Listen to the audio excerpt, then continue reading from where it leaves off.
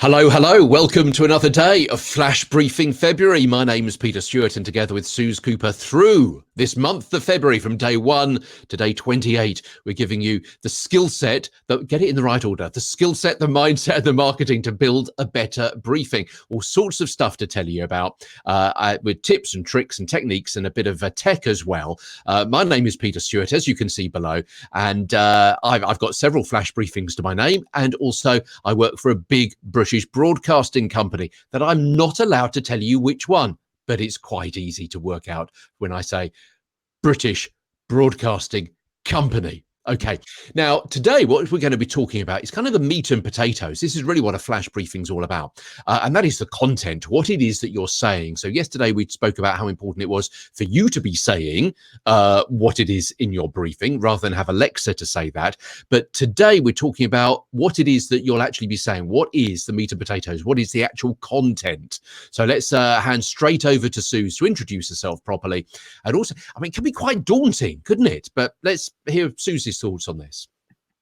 Yeah, I'm Suze Cooper. I create Google News for the London Evening Standard, and I also work for Vixen Labs over in Shoreditch, creating skills and actions and all kinds of different voice experiences for different brands and businesses around the world. So yeah, it's really can be quite daunting. You're right. If you're doing a flash briefing, then kind of the optimum way of putting this together is to actually have content that is daily. 365 days a year, and that means having content that will stretch for 365 days a year. And yeah, that is daunting. That's an empty calendar full of stress unless you can be super organized and a little bit savvy. And we're going to give you a few tips as to ways that you might be able to think of bits of content that you can pull together, perhaps even be really super organized with and prepare in advance. And in that way, the more organized that you are, the less daunting it kind of feels. Now, why does it have to be daily? Well, the flash briefing is set up as a routine on the Alexa devices. And the idea is that someone will ask Alexa, what's my news or what are my flash briefings each day, and hear a new episode from you every single day.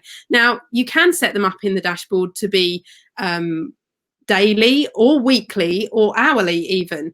But I would kind of push you away a little bit from doing it weekly, just because if someone is asking every single day that question in order to hear the playlist of briefings that they've put together, and they come across yours and they're hearing the same content they heard the day before, then they're quite likely to skip it. And in the end, they may well actually get so fed up that they decide to disable the flash briefing altogether, which would be a real shame. So I think really we have to think about the context that this flash briefing idea has been presented to us by Amazon. And that idea really is that it can be listened to daily. And for that reason, we do need to come up with 365 different things to say. But Peter, it really doesn't have to be quite as daunting as it sounds, does it? You know what? You can be a little bit more strategic. We are here to help you find, schedule, and stockpile your content. So let's it's a bit like eating an elephant, as the old saying goes. Just take it bit by bit by bit, mouthful by mouthful, cut it up into manageable chunks. So let's give you an example. If you're in a business and you're likely to be going to a conference, say in a few months' time, what can you get from that conference that's going to help you with your flash briefings? Well, once you've got the conference details and the agenda, then that's going to perhaps break down for you over the course of 1 day or 2 days, half a dozen different events on each day that people are going to be speaking about. So immediately you've got content for a couple of weeks, because each day you can take their topics and you can muse about what your take is on the topic that someone's going to be speaking about at the conference, what you hope to be getting out of going to that particular seminar. And there is your content, as I say, each day for a couple of weeks. Yeah. Half a dozen topics on each day of a 2-day conference. You've got a couple of weeks worth of material. Okay.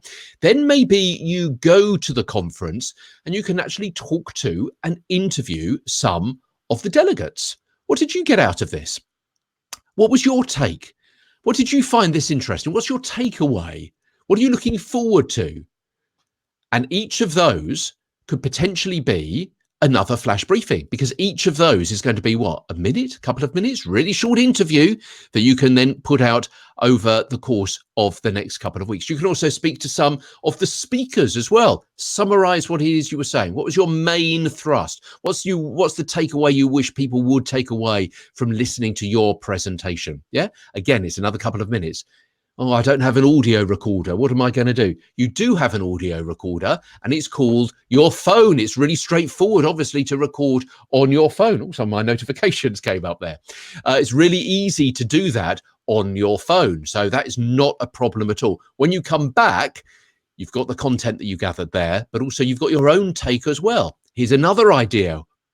When you're at the conference, as well as speaking to the delegates and the speakers about what they got from the conference, you could also ask them a question each along the lines of, what is your tip for people starting off in this industry?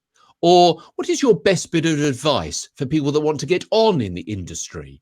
Or what is your favorite bit about the industry that, all sorts of different questions. If you ask each person one or two of those other questions, you've now got content for several more weeks that you can schedule a little bit later. What I'm saying is you need to think quite strategically to help you find, schedule, and stockpile content. So there's just one series of ideas about going to a conference. But you know what, Suze? It strikes me that with things like Valentine's Day and Halloween and New Year and Christmas and all sorts of other kind of special days during the course of the year, it doesn't take much to kind of crowbar a bit of content that you've got already into those separate days. Yeah, that you can diarize those days for something to talk about. Absolutely. And you're talking to the queen of social days, aren't you? My flash briefing is all about these days that come up. And if you enable the social days flash briefing, you'll hear each day what these wacky days are. Some of them are way out there. Others, are quite straightforward. Valentine's Day, New Year's Day, the longest day of the year, Easter, all those kind of different things that you can build some content around. But there's also the wacky wild ones like oatmeal cookie day or rhubarb and custard day, and who knows, you might be able to kind of squeeze some content in around those as well. It's quite easy to find those online. There are various websites that give you full lists of different weird and wonderful days, and as I say, there's the social days flash briefing as well. Another way, and certainly if you're kind of active on social media, you'll have noticed this is quite a common thing that happens kind of on Twitter and also on Facebook as well, is to use the days of the week, but to kind of use them in a very strategic way, so that you might have Mindful Monday or Top Tips Tuesday. Throwback Thursday is the classic one over on Twitter, where someone might post a picture of them from years ago or whatever and hashtag it Throwback Thursday. Those kind of things, if you can think of a little kind of run of days for yourself, you will always have a little nugget of information that you could give that relates to that each day, and it will help to structure your content and stop it feeling quite so overwhelming. So there's just a few ideas there of how you can kind of come up with the ideas. But Peter, I know you've got an amazing way. I'm totally in awe of your way of keeping your content all together. You use Wakelet. It's amazing. Tell me about Wakelet. Absolutely. So if you're thinking to yourself, okay, so I need to find all these different bits of information, maybe to fit in with the days of the week, or maybe Valentine's Day. Okay, let's use Valentine's Day as an example, or New Year's Day, something I love about the industry, or my New Year's resolutions for the industry. Each of those could be a whole week worth of series of content in themselves. So you're looking out for content that could fill those kinds of slots. And you're looking online and you find an article, or you find a tweet, or you find a Facebook post that appertains to that particular kind of topic. You go to wakelet.com, which is available on your desktop and an app, and you can set up different categories. And then all you have to do is to save that article into the different box, into the different file for love, or for Monday, or for Tuesday, or for conferences, or something else that you can talk about in the future. All categorized and all free. Wakelet, wakelet.com. It's free. It's a lifesaver for me. I use it every day. It really is invaluable for helping you to organize your content. So there you go. That's about it for today. Tomorrow, Suze, we're going to be back. We're going to be talking about the duration of your flash briefing, because As I've heard it said, length matters.